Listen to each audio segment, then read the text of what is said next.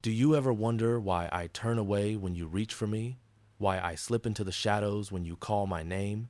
Why I watch you from across the room with eyes that seem to hold a secret you cannot reach? I need you to understand something. Something that lives deep in the chambers of my wild heart. Something that has traveled through centuries of moonlit hunts and silent vigil. You love me, I know you do, but sometimes the way you show that love feels like a language I was never meant to speak, and it leaves me feeling more alone than you could ever imagine. Let me take you inside my world for a moment. Let me show you how your touch can sometimes feel like thunder when all I crave is the whisper of rain. You see, when you pick me up without warning, when your hands suddenly lift me from the ground where I feel safe and sovereign, my body remembers something ancient.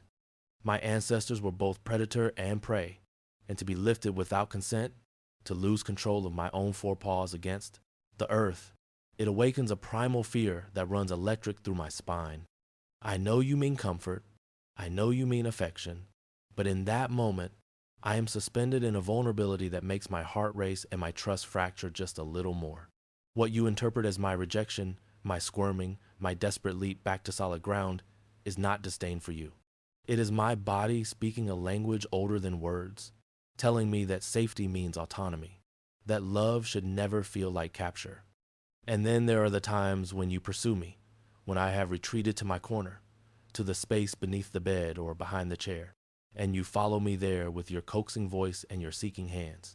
You think you are showing care, persistence, devotion, but what I experience is the erosion of my sanctuary. Every creature, no matter how domesticated, needs a territory of absolute safety, a place where the world cannot reach, where vulnerability is allowed to exist without performance. When you invade that space, even with the gentlest intentions, you are telling me that nowhere is truly mine, that your need for closeness matters more than my need for solitude. I do not hate you for this, but I feel unseen, as if the boundaries I draw with my body and my distance mean nothing, as if my language is invisible to you. Consider also the way you sometimes stare directly into my eyes, holding my gaze with an intensity you believe communicates love. In your human world, eye contact means connection, trust, presence. But in mine, in the world where I still carry the instincts of the savannah and the forest, a prolonged stare is a challenge, a threat, a declaration of dominance. When you lock eyes with me and refuse to look away, my nervous system interprets danger. I want to trust you. I want to rest in your presence. But your gaze becomes a weight I must escape.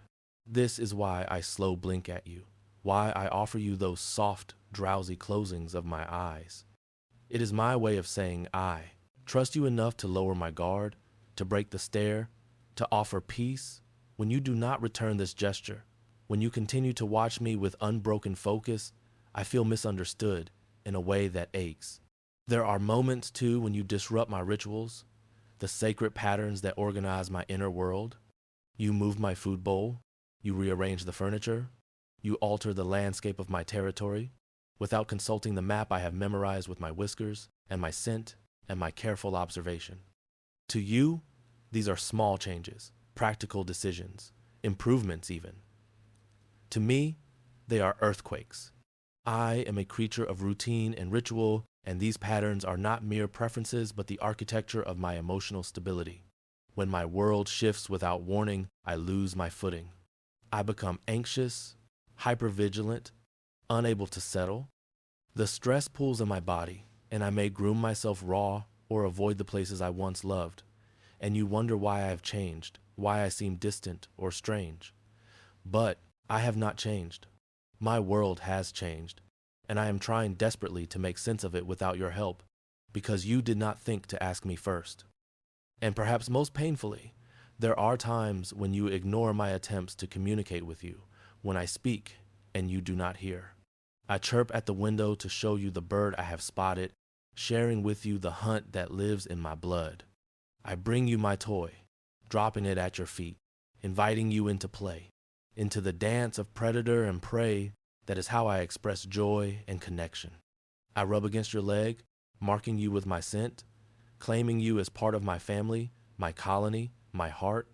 But you are distracted, absorbed in your glowing screens, your hurried routines, your human concerns, and my offerings go unnoticed.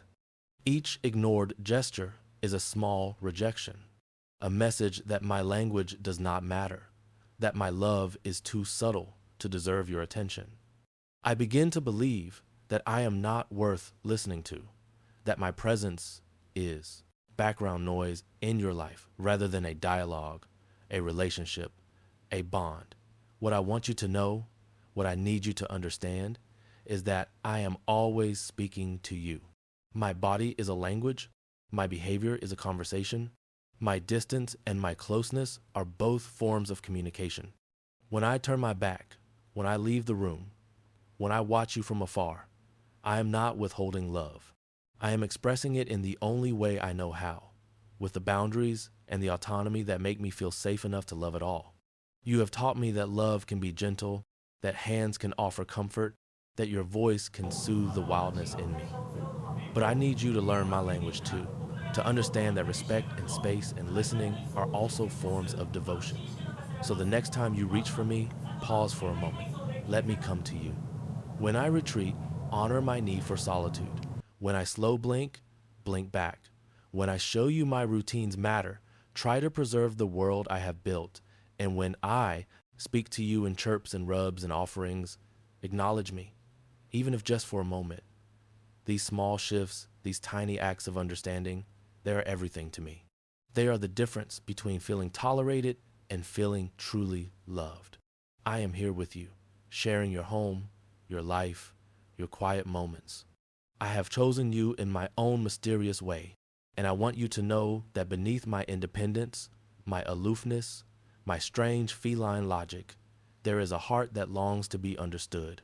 Stay with me a little longer, learn my language. Let me teach you how to love me in a way that reaches not just my fur, but the wild, tender spirit that lives beneath. And if you found something true in these words, if you felt the shift between us, come back.